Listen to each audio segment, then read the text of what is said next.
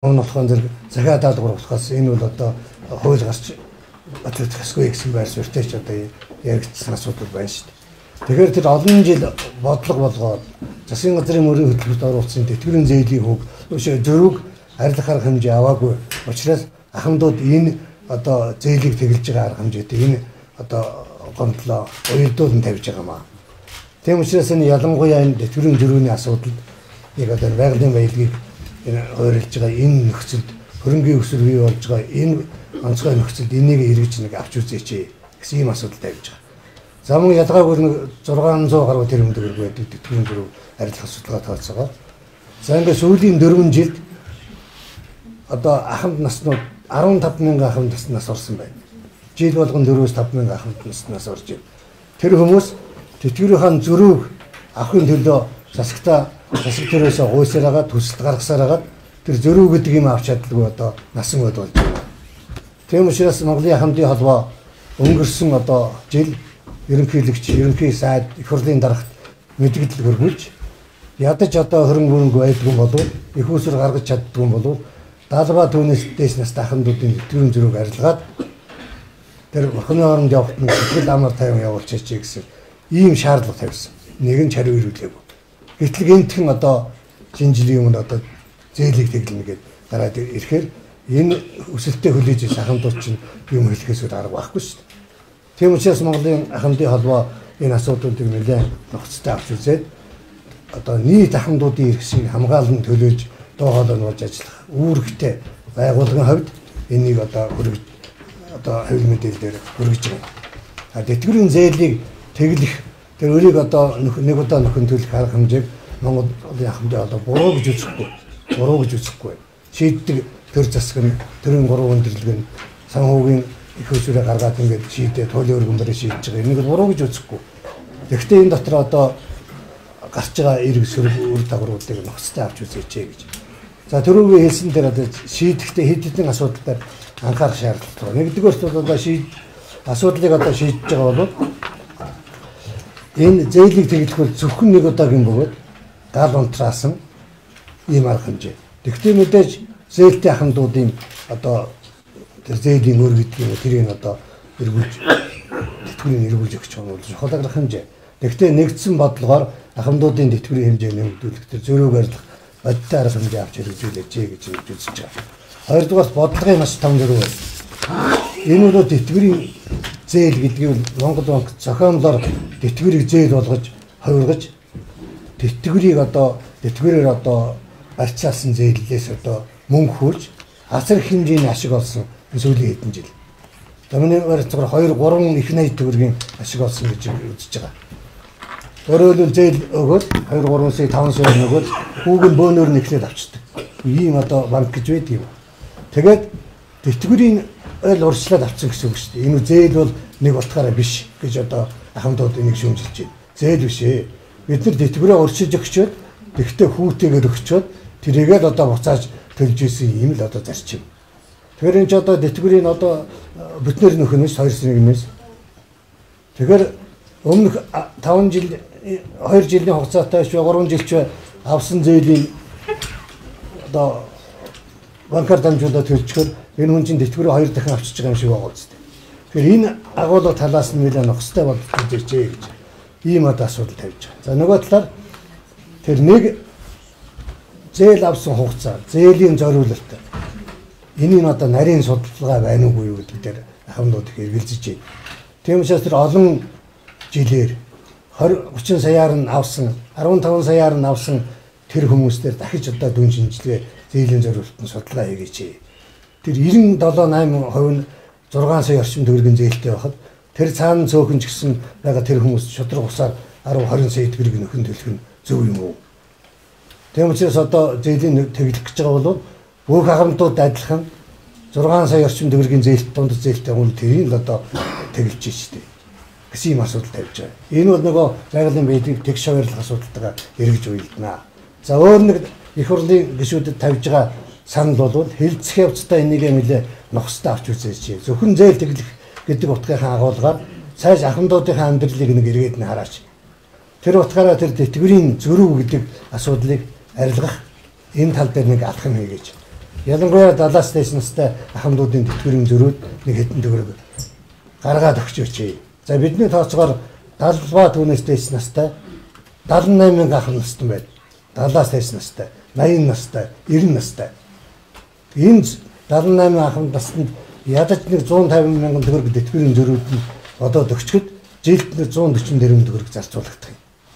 Энэ бол одоо тэр бондор байна уу ямар их усрээр гарах гэж байгаа тэр алтны мөнгө асхтын мөнгө салхитын мөнгөний ордны тэр одоо 1.8 их 80 төгрөгийн ашиг орлого алтан мөнгө тушаана гэдэг байгаа шүү дээ. Тэрнээс одоо энэ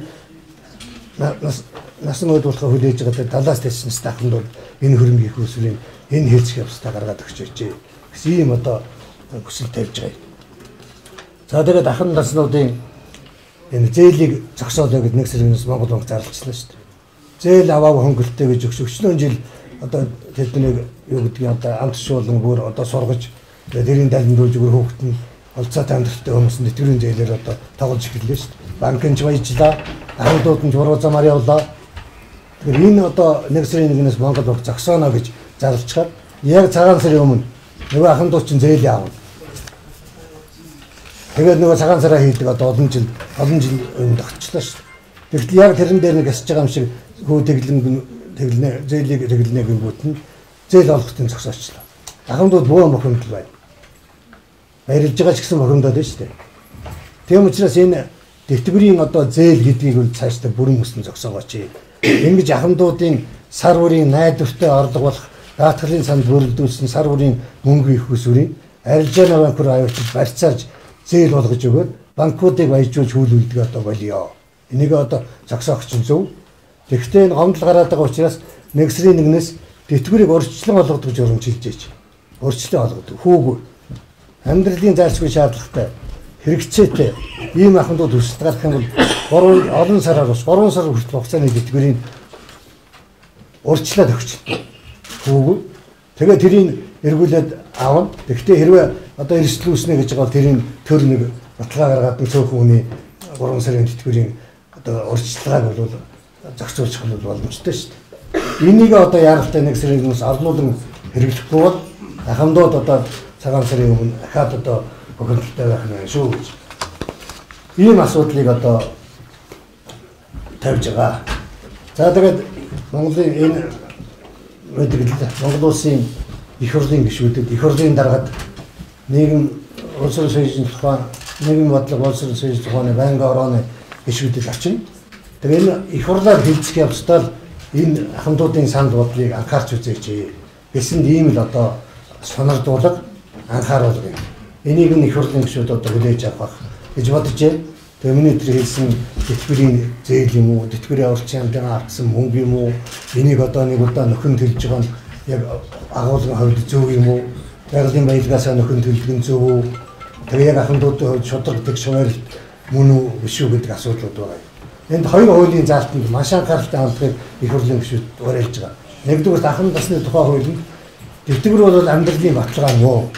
Тэтгэврийг амжиргааны өртгийн өөрчлөлт үнийн инфляцийн өсөлттэй уялдуулан жил болгон энд төсчүүл нэмэгдүүлж яана гэдэг ахмад хуулийн заасан. Энэ байдаг. Хоёрдугаар үндсэн хуулинд байгалийн баялагийг ард иргэд тэгш шудраг хуваарлах ёстой гэж саяхны үндсэн хуулийн нэмэлт өөрчлөлтөөр тодорхой заагаад өгсөн. Тэгвэл энэ их хэмжээний бага хэмжээний зээл авсан хүмүүс нь авчгаад саад ахмадууд нь тэтгэврийн зөрүүч үйлдэх шудраг байсан мөн үү? Үндсэн хууль зөрчиж байгаа асуудал орох үе гэдэг асуудлыг хуулийн дээр бас их хурлын гишүүдтэй сануулж сонирдуулж хэлцэх явцдаа 7 хэмжээнд нэг огт ухаалаг эдийн засаг бол улсын сөрөг байдал битгий сөргөний байдал үзүүлж ахмадуудаа битгий ялгуурлан гадуурхаач гэсэн энэ нөхцөл байдлуудыг анхааруулсан одоо энэ мэдээллийг одоо гаргаж байгаа. За анхаарал тавьсан баярлалаа. Мэдээлэлтэй холбогдуулж асуудал олох юм байна.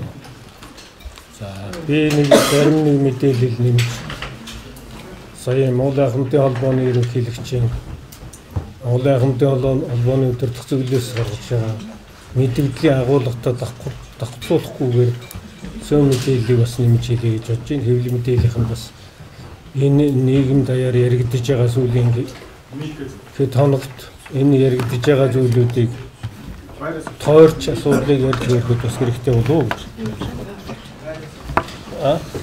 Энэ ч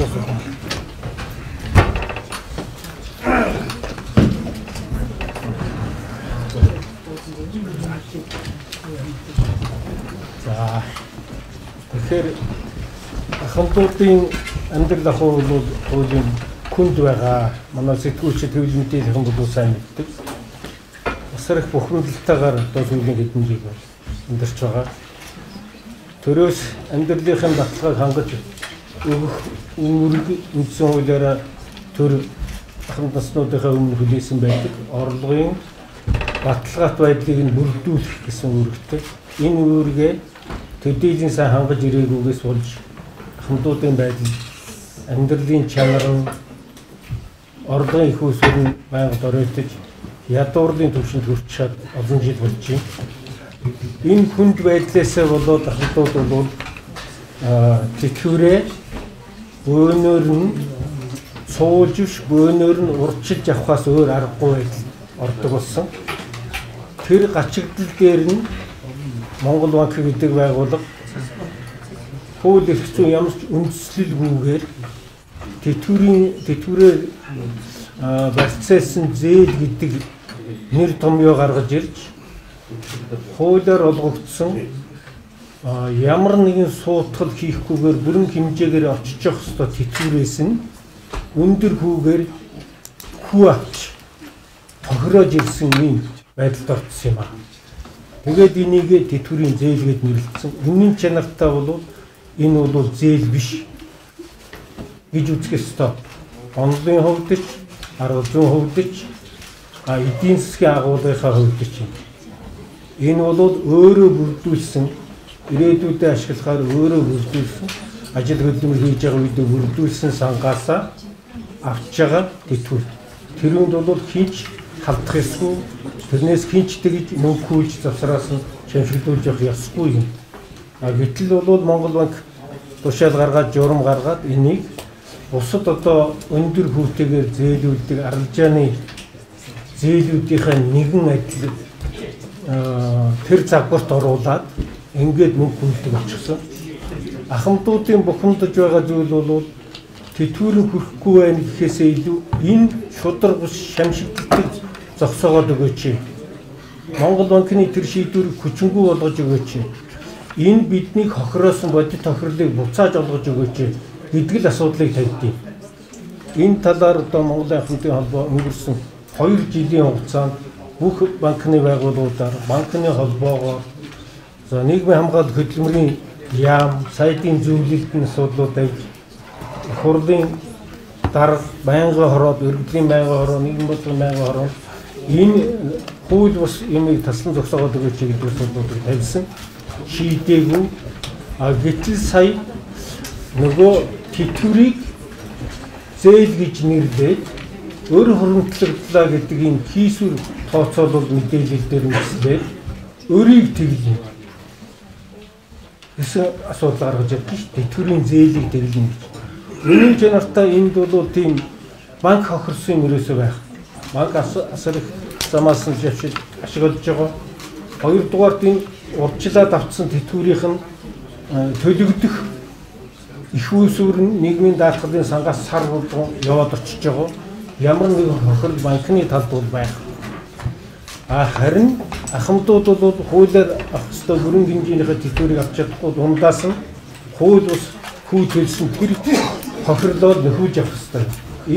Энэ хохирлын нөхөж өгөөд тэр тэтгэврийн зээл гэдэг нэртэй юмыг устгах юм бол тэр Монгол банкны шийдвэрийг тэр бол захиргааны шийдвэр энийг Монгол банкны дээд удирдах байгууллага улсын их хурл Монгол банкын чиглэлөөгөө энийг өөрөөр нь тэр шийдвэрийн цуцлуулах бүрэн болцоо бий.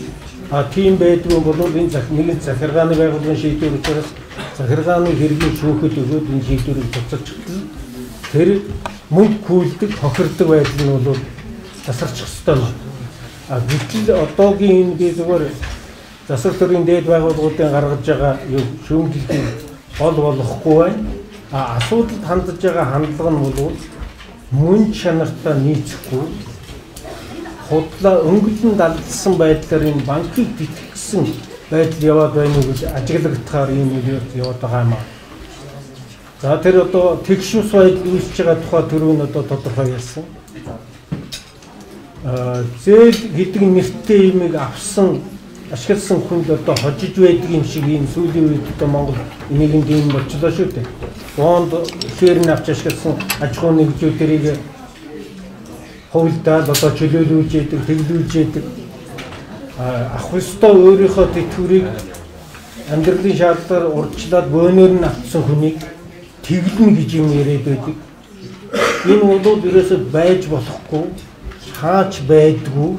Зөвхөн Монголд нэг юм гажиг гаргаж ирчихээд тэр гажигийн төр засгийн байгууллагууд нь дэмжиж байх ёстой юм шиг албажуулаад күүгийн жил бүхэн тогтоож өгч тэтгэврийн нийгмийн даатгалын сангуудын чөлөөт үлдэгдлийг аргажааны банкуудад байрлуулаад эннээсээ та нар тэтгэврээр нь марцаалаад зээлөв күүгийн юм байлга гэж ингэж банкны байгууллага засгийн газартайгаа буруу арга барилаар хууль бус үйл ажиллагаа явуулж ясны үр дүнгээ цайруулсан юм буруу юм явуулж байна гэж одоо манай зарим ахмадуудын зүгээс гарч байгаа. Тэр нь ахмадууд бол энэ баяр нь ихээсээ илүү шудраг бус юмыг засаад өгөөч, зөв болгоод өгөөч.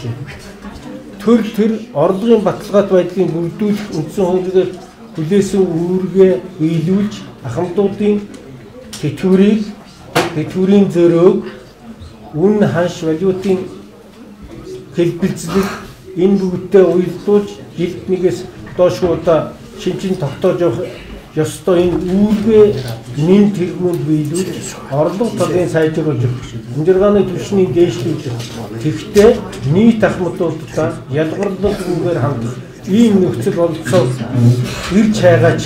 Тэр талаас асуудлыг шийдвэл энэ нь нэг удаагийн нэг хэсэгхэн хүний баярлуулсан нэртэй нийт ахмадуудын дунд гон одоо ийм марга цөхрөл гомдол барьцалт ийм зүйлүүдийг үүсгэсэн арга хэмжээ